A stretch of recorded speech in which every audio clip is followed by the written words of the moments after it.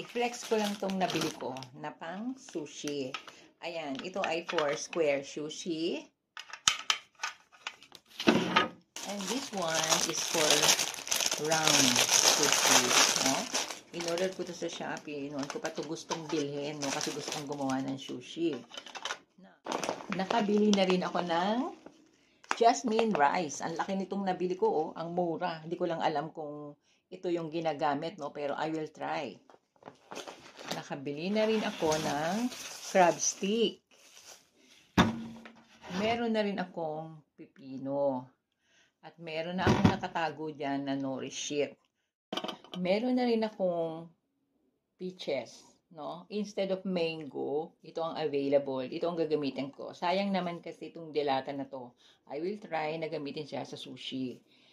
And meron na rin akong carrots. Ayan.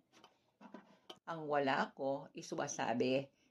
Wasabi paste, no? Yung ginagamit na sa usawan. So, yun ang kulang ko. Kaya, hindi ko muna siya magagawa. Pero promise, ipapakita ko sa inyo kapag nakagawa na ako. Yan ang aking next project.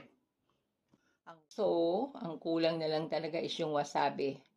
Kailangan makabili ako noon as soon as time possible. Meron akong kalamansi. Nakabili na rin ako ng kalamansi for the sausawan. Ay, nako. Hayaan nyo, iba-vlog ko yan para makita natin kung anong result niya. No? Let us see.